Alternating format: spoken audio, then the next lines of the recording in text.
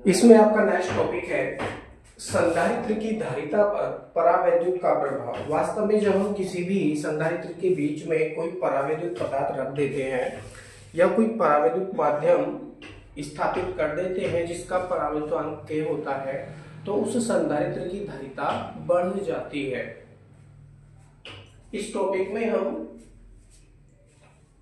यही जानने का प्रयास करेंगे कि संधारित्र की धारिता किस प्रकार से परिवर्तित होकर बढ़ जाती है। तो इसके लिए माना संधारित्र की प्रत्येक प्लेट का क्षेत्रफल A है तथा प्लेटों के बीच की दूरी D है। संधारित्र की प्लेटों पर आवेश +Q व -Q है। मानकर चलिए यह संधारित्र की पहली प्लेट है और यह संधारित्र की दूसरी प्लेट है। इस प्लेट को आप X कह सकते हैं, इस प्लेट को आप Y कह सकते हैं। इसको आपने धन आवेश दिया तो धन आवेश एक समान रूप से इसकी पूरी प्लेट पर वितरित हो जाता है। प्रेरण के द्वारा दूसरी प्लेट पर उतना ही नेगेटिव आवेश चला जाता है। अब इस समय दोनों प्लेटों के बीच की दूरी D है। मानकर चलिए पहली प्लेट पर +Q व दूसरी प्लेट पर उतना ही -Q आवेश उत्पन्न हो जाता है प्रेरण के द्वारा, और बीच का जो स्थान है इस समय वायु है। बीच का स्थान क्या है? वायु है। यानी संधारित्र की प्लेटों के बीच में इस समय वायु भरी है।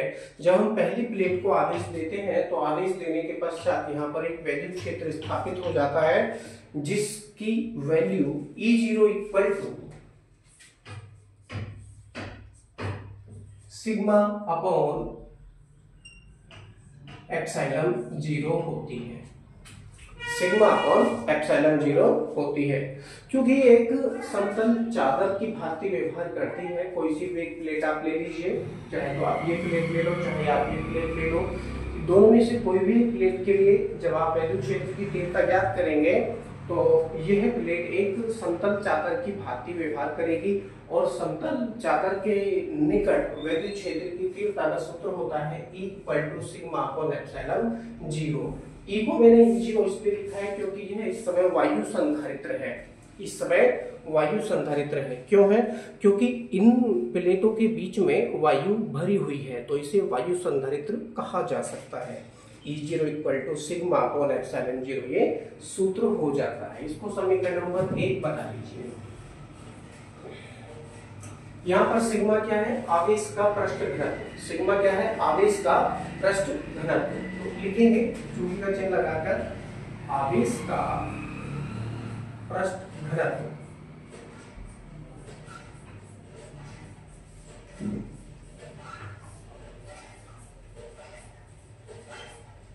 आवेश का पृष्ठ घनत्व क्या है? सिग्मा है। इसकी वैल्यू क्या होती है? Q अपॉन A होती है। Sigma equal to Q upon A। अब सिग्मा की वैल्यू को आप समीकरण नंबर 1 में स्थापित करेंगे तो हमको प्राप्त होगा। उससे पहले लिखेंगे सिग्मा का मान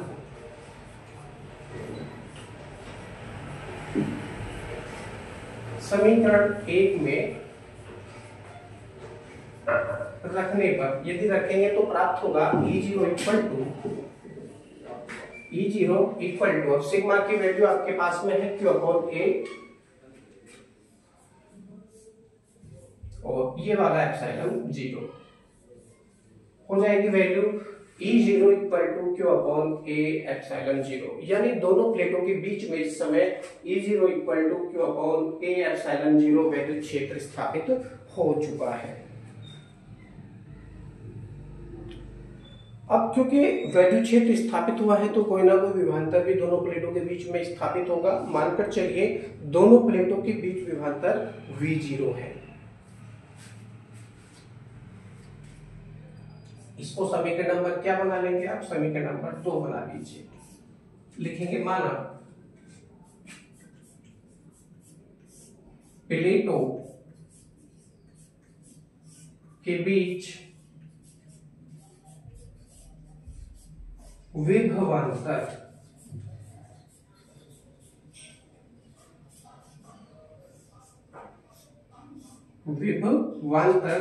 V0 है, तब माना प्लेटों के बीच विभवांतर V0 है। अब देखिए V0 हमने क्यों माना है, क्योंकि ये वायु संधारित्र है। वायु संधारित्र के लिए यदि आप वैद्युत क्षेत्र की तीव्रता की गणना कर रहे हैं तो आप E0 का प्रयोग करेंगे, और यदि आप विभवांतर की भी गणना कर रहे हैं तो उसके लिए भी आप V0 का प्रयोग करेंगे, क्योंकि ये वायु संधारित्र है। और निर्वात अथवा वायु के लिए जो परावर्तिता K की वैल्यू होती है वो 1 होती है। ये भी बात आप याद रखेंगे। लेसन नंबर 1 से इस बात को हम समझाने की कोशिश कर रहे हैं। तो हो जाएगा E0 equal to V0 upon D।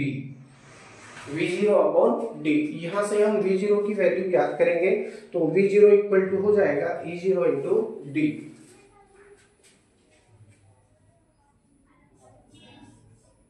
V0 equal to E0 into D, हमको यह वैल्यू प्राप्त होगी। अब समीकरण 2 में E0 की वैल्यू आपको प्राप्त है, क्या है? E0 equal to Q upon A epsilon 0। समीकरण 2 से E0 का मान यहां रखने पर, तो इसको चाहे तो समीकरण नंबर 3 भी आप बना सकते हो। आप स्वतंत्र हो कितने भी समीकरण बनाने के लिए, लेकिन यह टॉपिक जो आप कर रहे हैं आपको ज्ञात होना चाहिए, आप इसको आसानी से कर सकें। तो लिखेंगे समीकरण 2 से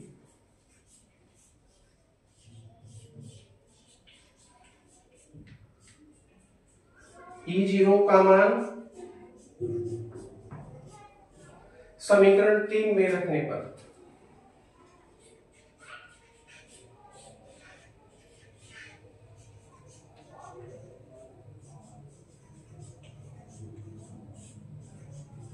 यदि रखेंगे तो प्राप्त होगा। अब देखिए समीकरण 3 ये है, यहां पर है V0 equal to E0 into D। अब E0 की वैल्यू है आपके पास Q अपॉन A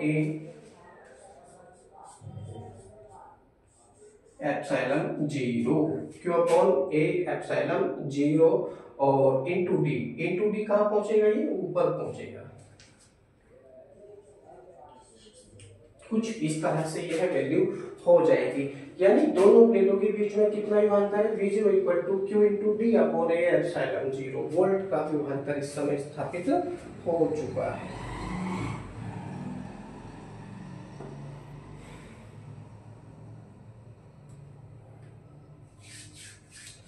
अब संधारित्र की धारिता आप याद करेंगे, वायु संधारित्र की धारिता, अतः संधारित्र की धारिता, धारिता मतलब आवेश ग्रहण करने की क्षमता। धारिता क्या सूत्र है? C0। अब देखिए संधारित्र की धारिता हम प्रयोग निकाल रहे हैं, तो ये वायु संधारित्र है और वायु संधारित्र के लिए जो धारिता की को शो करेंगे वो C0 से शो करेंगे। C0 equal to Q upon V, Q upon V, और V के स्थान पर V0। पहली प्लेट पर और दूसरी प्लेट पर अलग अलग आवेश है। आवेश की वैल्यू बिल्कुल बराबर है लेकिन चिन्ह विपरीत है, पहली पर धन आवेश है, दूसरी पर ऋण आवेश है। अब इसको चाहो तो समीकरण नंबर 4 बना सकते हो। अब लिखेंगे थ्योरी में समीकरण 4 से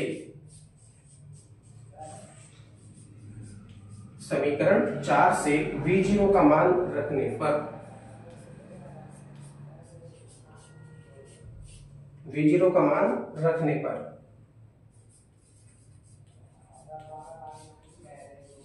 रखेंगे तो प्राप्त होगा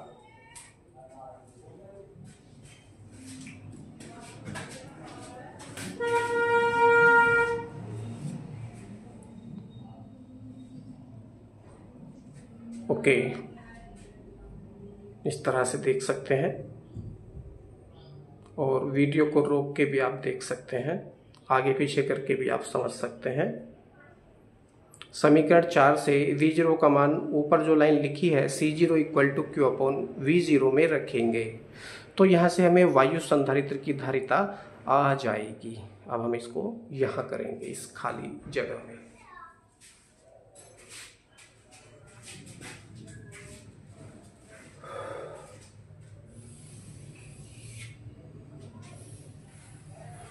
मैं इसको यहां कर देता हूं।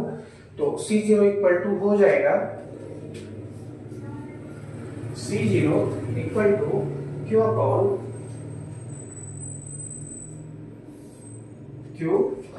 V0। अब V0 का मान है Q into D, Q into D upon ए एप्सिलॉन 0। अपॉन में ए एप्सिलॉन 0 है, सबसे नीचे आएगा, लेकिन जब हम क्रॉस करेंगे तो ये ऊपर मल्टीप्लाई में चला जाएगा, ए एप्सिलॉन 0। अब Q से Q कटेगा, जो बचा उसको लिखेंगे, यहां बचेगा C0 equal to A epsilon 0 upon D, यानी वायु संधारित्र की धारिता इतनी होगी, C0 equal to A epsilon 0 upon D. इसको समीकरण नंबर हम क्या बना सकते हैं, समीकरण नंबर चाहो तो आप इसको नेक्स्ट यानी 5 समीकरण इसको बना सकते हो। समीकरण नंबर 5, ये अभी तक जितने भी हमने कैलकुलेशन की है, संधारित्र की धारिता हमने ज्ञात की है, यह धारिता वायु संधारित्र के लिए है। वायु संधारित्र के लिए क्यों है?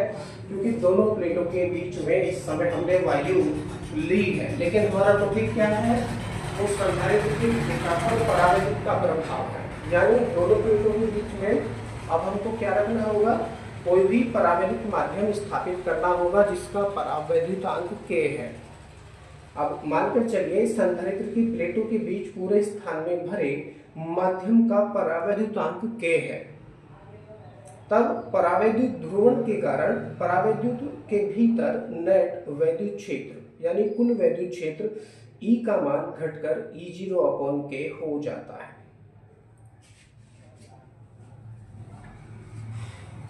अब मैं इसको साफ कर देता हूं, पूरी कैलकुलेशन हम दोबारा करेंगे फिर एक बार।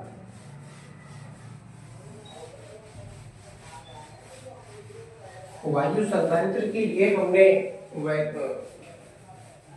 धारिता ज्ञात कर ली है, जिसकी वैल्यू समीकरण नंबर 5 में है। अब देखिए इस समय वायु नहीं है दोनों प्लेटों के बीच में, वायु नहीं है पूरी प्लेटों के बीच में, यानी पूरे स्थान में जो खाली स्थान है, यहाँ पर प्लेटों के बीच में खाली स्थान है, उसके बीच में हम परावैद्युतांक भर देते हैं जिसका परावैद्युतांक k है। यानी कोई भी ऐसा माध्यम हम स्थापित कर देते हैं या भर देते हैं जिसका परावैद्युतांक k हो जाता है, तब ध्रुवण के कारण परावैद्युत ध्रुवण के कारण परावैद्युत के भीतर कुल वैद्युत क्षेत्र E का मान घटकर E0 अपॉन k हो जाता है। अर्थात जो वैद्युत क्षेत्र की तीव्रता है वो कितनी हो जाती है, E equal to E0 upon k, अर्थात वैद्युत क्षेत्र की तीव्रता घट जाती है। क्यों घट जाती है? क्योंकि धन प्लेट से चलने वाली बल रेखाएं ऋण प्लेट पर जाती है, यानी प्लेट x धन है, प्लेट y ऋण है, इसीलिए बनी है ये ऋण प्लेट, क्योंकि आपने प्लेट x को धन आवेश दिया है। धन आवेश देने से धनावेशित प्लेट से चलने वाली बल रेखाएं y प्लेट की तरफ को जाती है, लेकिन पहले तो वायु थी, वायु होने के कारण सभी बल रेखाएं y प्लेट पर चली जाती है, जिससे वैद्युत क्षेत्र की तीव्रता E0 होती है। परंतु जब आपने इसमें कोई परावैद्युत पदार्थ भर दिया, डाइइलेक्ट्रिक्स यहाँ पर आपने भर दिया है, तो डाइइलेक्ट्रिक भरने से अब बल रेखाएं बहुत ही कम मात्रा में y प्लेट पर पहुंचेंगी। जब बहुत ही कम मात्रा में y प्लेट पर यह पहुंचेंगी तो यहाँ पर वैद्युत क्षेत्र की तीव्रता घटकर E0 अपॉन k हो जाएगी, E0 अपॉन k हो जाएगी। तो इस प्रकार से वैद्युत क्षेत्र की तीव्रता परिवर्तित हो जाती है। अब E0 की वैल्यू आपने ऊपर ज्ञात कर रखी थी, वो थी Q अपॉन एप्सिलॉन 0 A।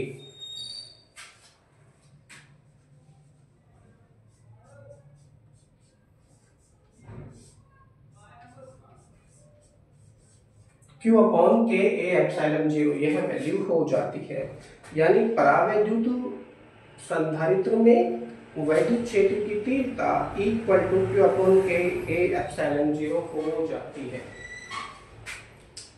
अब प्लेटों के बीच में अब कुछ ना कुछ विभवांतर है, मानकर चलिए यह विभवांतर V है, तब इक्वल टू क्या होगा, V अपॉन डी। इसको चाहे तो समीकरण नंबर 6 बना सकते हैं। और विभवांतर ज्ञात करेंगे प्लेटों के बीच में।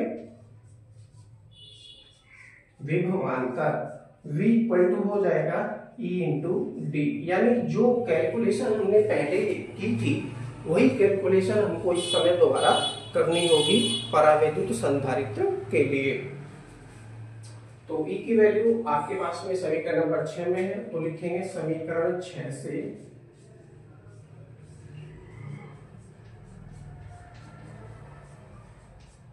E का मान रखने पर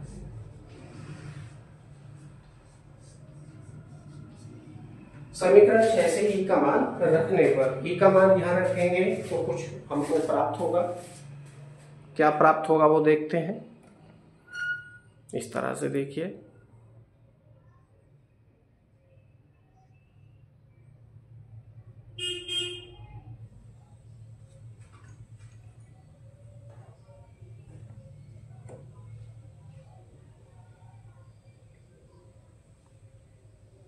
ओके।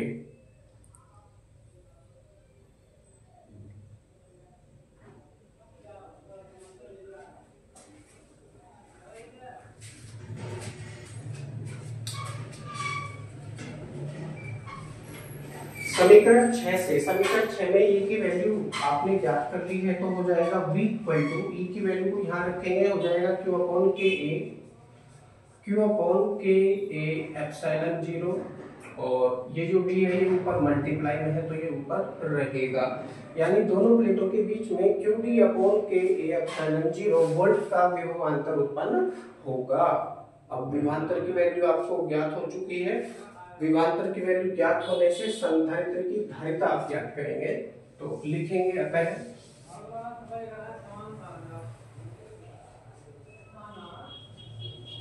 परावैद्युत संधारित्र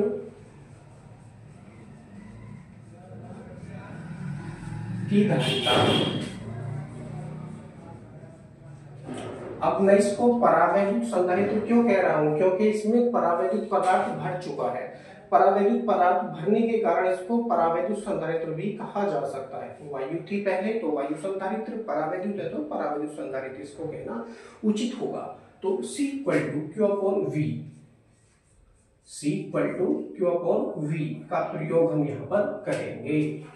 अब आपको V की वैल्यू प्राप्त हो चुकी है, QD upon K A epsilon 0। इस वैल्यू को आप यहाँ प्रयोग करेंगे और इसको समीकरण नंबर आप मान लीजिए 7 और इसको मान लीजिए चलो 8 बना लो, कोई दिक्कत नहीं है। कितने भी इक्वेशन आप बना सकते हैं। लिखेंगे समीकरण 7 से, समीकरण 7 से V का मान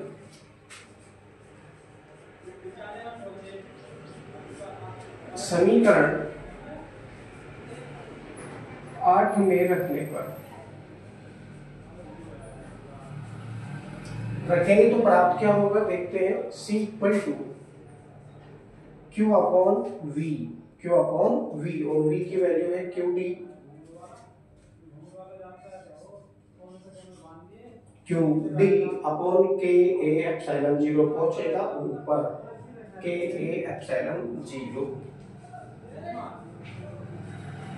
कुछ इस तरह से ये वैल्यू हो जाएगी। कुछ कटेगा यहाँ पर, Q से Q कटेगा, जो बचा उसको लिखेंगे। C इक्वल टू बचेगा के ए एप्सिलॉन 0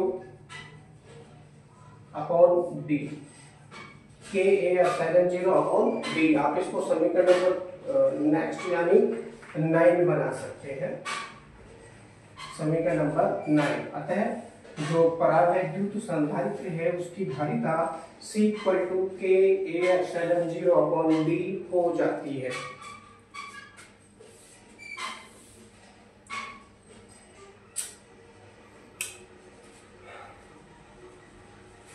अब समीकरण 5 में देखेंगे वायु संधारित्र की धारिता लिखी हुई है C0 equal to A epsilon 0 upon D.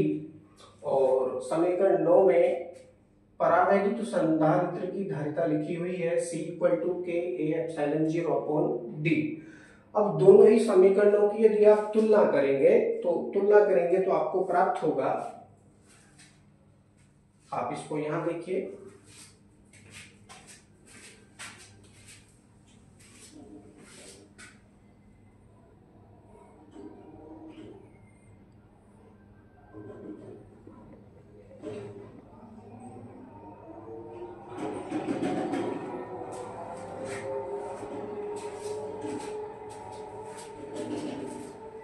लिखेंगे समीकरण 9 व समीकरण 5 की तुलना करने पर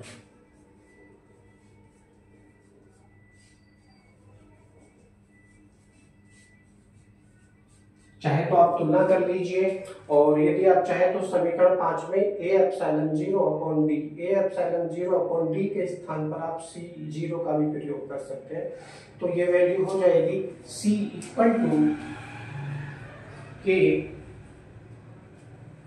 K into C0, K into C0। इसका मतलब हुआ कि यदि हम किसी वायु संधारित्र के प्लेटों के बीच में कोई परावैद्युत माध्यम स्थापित कर देते हैं या कोई परावैद्युत पदार्थ भर देते हैं, तो उसकी धारिता बढ़कर K C0 हो जाती है, यानी उसकी धारिता K गुना बढ़ जाती है। K का मान सदैव 1 से अधिक होने के कारण संधारित्र की धारिता बढ़ जाती है। इससे क्या सिद्ध होता है? इससे यह सिद्ध होता है कि C > C0। जो कोई हमने टॉपिक लिया था संधारित्र की धारिता पर परावैद्युत का प्रभाव, यदि किसी वायु संधारित्र की प्लेटों के बीच में कोई परावैद्युत पदार्थ भर देते हैं तो उसकी धारिता बढ़कर K into C0 हो जाती है, जिससे जो परावैद्युत संधारित्र है उसकी धारिता ज्यादा होती है और वायु संधारित्र की धारिता कम होती है, अतः धारिता बढ़ जाती है। ये टॉपिक आपका यहाँ पर सोल्व हो चुका है। आई होप आपको समझ में आया होगा। यदि समझ में नहीं आया है तो वीडियो को आगे पीछे करके आप समझ सकते हैं।